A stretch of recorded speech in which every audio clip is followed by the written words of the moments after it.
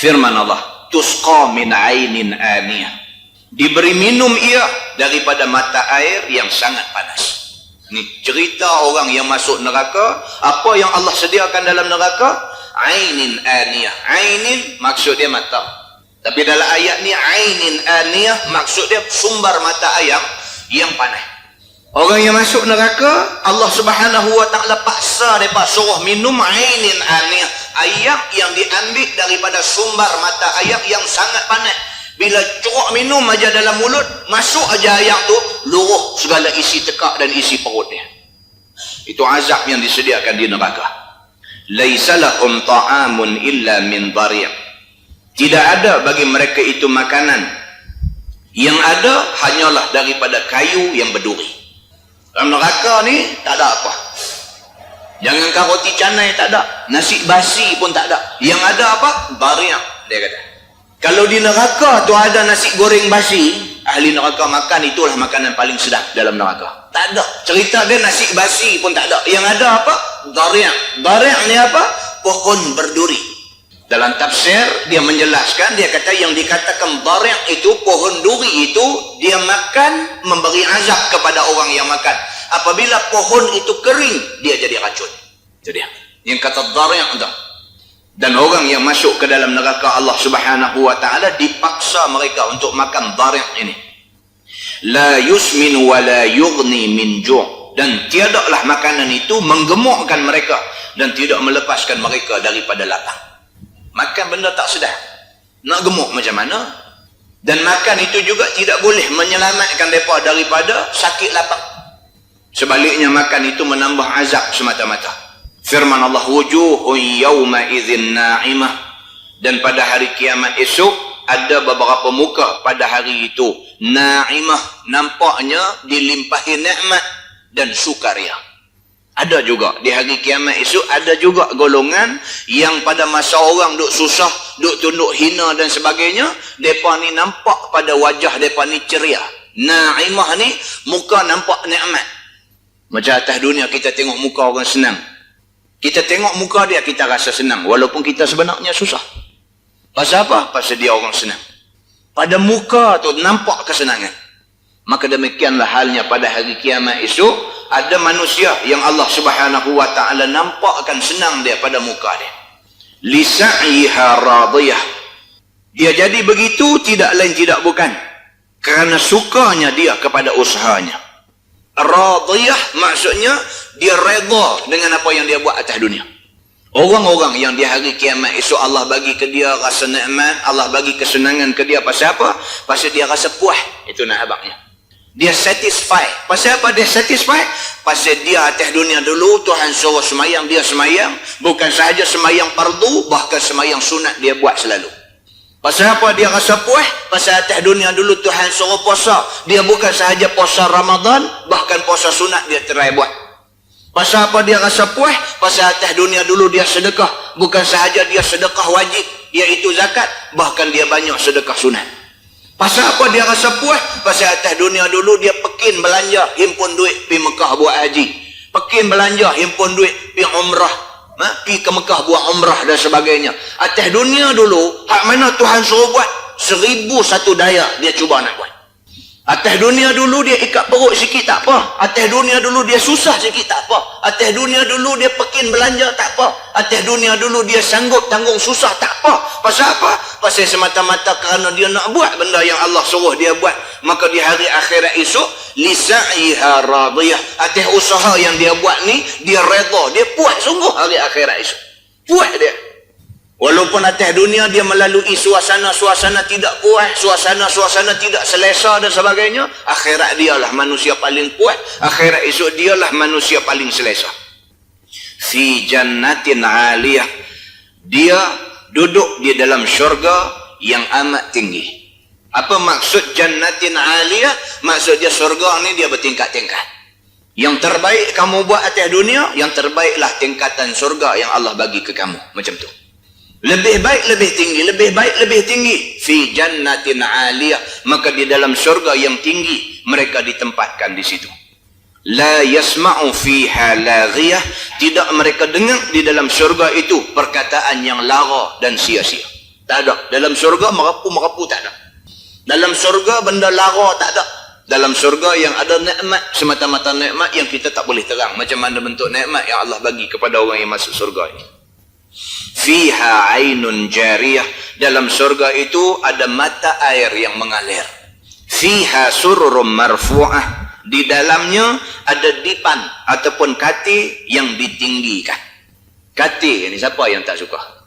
Kan? Katil ni siapa tak suka? Katil ni apa? Katil ni benda yang berkait dengan tidung. Tidung siapa tak suka? Tengah mengaji pun tidung. Kan? Hati saja serendah lah. Saja serendah. Pasal ada kawan dia buat kerja. Tapi kita nak kata tidung pun tak boleh. Pasal dia hangguk. Betul ni ada hangguk kan? Siapa tak suka tidung?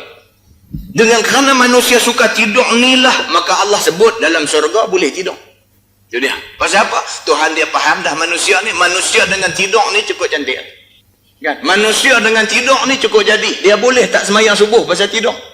Dia boleh tak semayang subuh tu pasal apa? Pasal tidung tak bangkit. Pasal tidung dia boleh tak semayang. Jadi untuk menarik perhatian manusia, supaya manusia ni rasa syok nak pergi ke syurga, Tuhan abang apa? Tuhan abang kata di syurga ni, dia siap katil. Katil yang macam mana? Marfu'ah. Katil yang diangkat tinggi. Katil ni kira cerita tidung. Maka orang yang suka tidung, bila dengar-dengar, teringin nak masuk syurga. Kalau teringin, jangan tidung masa mengaji ni. Dia kira lagu tu. Kan? Wa akwabum mawdu'ah. Dia kata dan juga disediakan tempat minum yang diletakkan elok. Itu dia. Akwab maksud dia ni.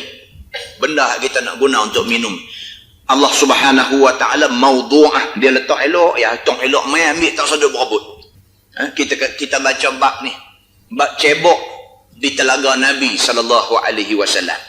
Telaga Nabi dia panggil al-haud. Al-haud makna telaga Nabi. Telaga Nabi SAW ini adalah satu telaga yang disediakan kepada umat Nabi Muhammad SAW sahaja. Yang Nabi SAW kata, barang siapa yang berkesempatan pergi cebok air sekali aja di telaga aku dan minum, la yazma'u abadah. Nabi kata dia tidak dahaga sampai bila-bila. Itu dia. Nah abang tak arti. Cerita padang mahsyar ni cerita dahaga. Cerita nak pecah tekak ni. Cerita di padang mahsyar ni cerita dia minta ayat, ya Allah, Allahumma anzilil matar, ya Allah turunkan hujan, ya Allah turunkan hujan. Pasal apa minta turun hujan? Pasal dahaga. Dalam keadaan dahaga itu, tiba-tiba Allah Subhanahu wa taala divide dua kumpulan manusia yang duk berhimpun di padang mahsyar ni, divide dua, bahagi dua. Hak sebahagian ni dia anggap mukmin, dia anggap beriman kepada Allah, pasal depa ni ikut lagu Allah kata, ikut lagu Nabi kata. Hak mukmin ini dibawa pergi ke satu tempat, di sana ada al-haud, ada telaga Nabi. Yang Nabi SAW kata, kamu tidak perlu berebut untuk ambil cebok untuk minum air. Kerana cebok itu disediakan cukup untuk bilangan orang yang layak minum. Cukup. Tak usah ada berebut. Cukup. Kalau murai tak cukup. Kan? Bosa baru lepas ni masjid apa ke belah Tanjung tu. Sampai pukul kawan. Pasal nasi murai punya pasal. Dia pergi capai tu. Kayu ada pukul gendang tu. Dia pukul kawan dah. Pasal apa? Pasal korang tu ambil 3 bungkus. Malam tu murai nasi biryani. Jadi hamba Allah ni rentua dah ambil 3 bungkus. Teringat nak balik ke cucu. Hamba Allah yang duk agih-agihkan ni air. Dia kata jangan ambil 3. Sebab ni orang lain tak cukup. Kau ni kata balik kat cucu. Tekan tak boleh. Aku kata jangan ambil 3. Aku nak balik kat cucu. Dia bubuh kayu tu atas belakang. Di telaga Nabi tak jadi cerita ni. Tak jadi ni. Cerita duk berebut cebok ni tak jadi. Nabi kata tak sah berebut pasal apa? Cebok yang disediakan di telaga Nabi ni sebanyak bilangan bintang di langit. Nah abang kata tak habis lah. Pakai tak habis. Macam tu. Yang apabila minum saja air telaga Nabi itu, la yazma'u abadah. Tak dahaga dah sampai bila-bila.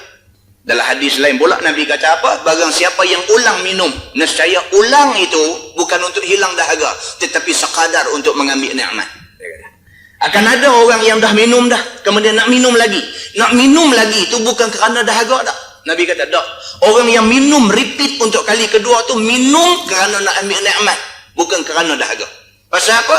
Pasal air telaga aku, Nabi kata sekali minum cukup untuk menghilangkan dahaga abadan abadah, selama-lama. Muslimin dan muslimat yang dirahmati Allah sekalian. Di syurga Allah Subhanahu wa taala sediakan cebok-cebok untuk minum air.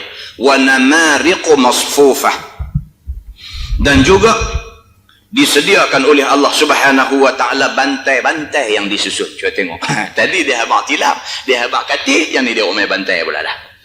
Orang Melayu pun kata apa? Seperti orang mengantuk disurung bantai. Surung bantai ni kira ngayak 15 tu sekali pi. Kan? Bantai ni memang jahanam. Jadi orang yang masuk dalam syurga, Allah nak bagi tahu kata tu tempat relax. Syurga ni tempat relax. Hampa masuk surga tak payah semayang, tak payah puasa, tak payah apa pun tak payah. Masuk relax aja. Takkan tak semayang kot saat ni lagu. Tak ada nak saat ni apa dah. Kira masuk surga ni cerita tak ada apa dah. Tanggungjawab yang aku suruh atas dunia dulu. Mai surga ni tak ada apa dah. Tak payah sembah aku, tak payah apa dah. Duk aja. Pasal apa? Pasal aku nak balas hampa. Pasal hampa dengar apa yang aku kata dulu. Cerita dia katil, cerita dia bantai. Yang tu aja. Tak usah duk tanya dah, ni nak semayang sunat berapa rakaat, tak usah tanya. Cerita dia, ambil bantai tu, pergi betul elok-elok. Kan? Tu, punya nak terang bagi faham tu, sampai macam tu.